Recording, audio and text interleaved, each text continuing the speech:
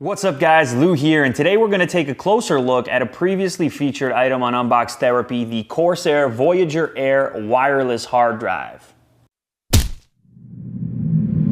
So if you haven't seen the unboxing video, I recommend going back to the channel right now and doing a search for Voyager Air, or checking the description to this video where I will hopefully post a link to the unboxing video. It's pretty straightforward. It looks like a regular external hard drive, but it does a lot more, and in this video I'm going to be showing you how to set it up and how to get the most out of it, or a device like this. So the Voyager Air has Wi-Fi built into it. That's really the killer feature here, and it has a battery. So you can load this thing up with all your multimedia files, and then all you need to do is power it on, and all your mobile devices can connect directly to it to stream that multimedia from it. It's available in two sizes, 500 gigs and 1 terabyte, so way more storage than whatever mobile device it is that you're rocking, even if you have like a 64 gig or even a 128 gigabyte device. For a lot of us, that's still not enough storage for the kind of multimedia that we like to store, whether that's TV shows or movies. And in this case, you can have a central hub in your household. So your girlfriend can log in and set up a folder, your kids can log in and set up a folder, so every person can keep something in a central location. You could also use it for backup. Say you want to keep stuff on your mobile device locally, but then put it somewhere else so you have access to it when you're away from that particular device. So as you can see, it's a versatile solution, and really it's way better than just having an external hard drive.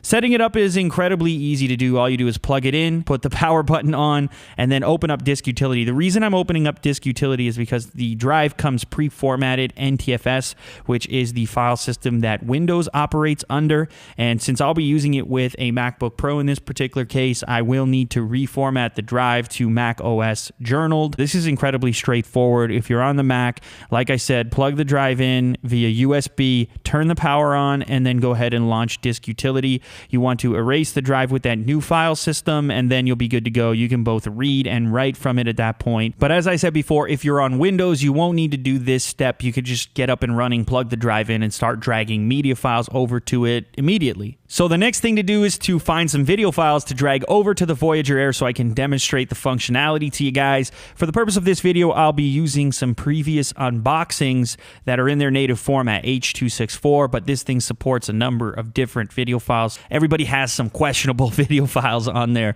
computer, and I'm not going to judge you. You know, that's completely up to you. That's your space. That's your hard drive. You do what you want with it, or SSD for that matter. You should be using an SSD. All right, I'm going off on a tangent here, but anyways, yes, you just drag the video files over, and then they will live on their own on your wireless hard drive. The next thing you need to do is to launch into the Wi-Fi, so the drive will emit its own wireless network, which is called Voyager Air. After you've logged into that network, you will then have access to those video files through clicking on just a simple little folder, and there they are. Now I am streaming these video files off of the Voyager Air instead of locally, but this isn't really the killer functionality, because there are a lot of ways to do this with a laptop or desktop computer. Where things get really interesting is when you start to stream wirelessly to your mobile devices. Corsair has developed an application for both iOS and Android. It'll work on iPad, iPhone, Android phones, Android tablets, and it simplifies the process of grabbing your video files from the Voyager Air. All you need to do is download the app from the App Store, go ahead and install it, and then launch it,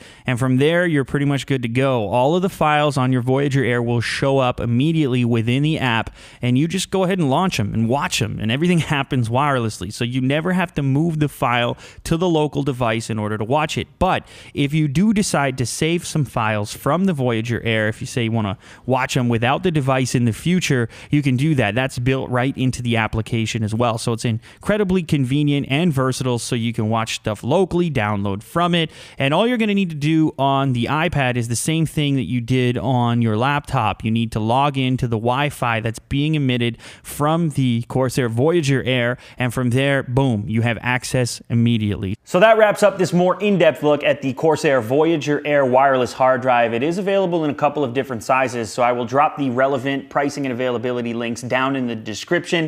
If you guys enjoyed this content, please remember to leave a thumbs up down below. Thanks for watching, and I'll catch you on the next episode.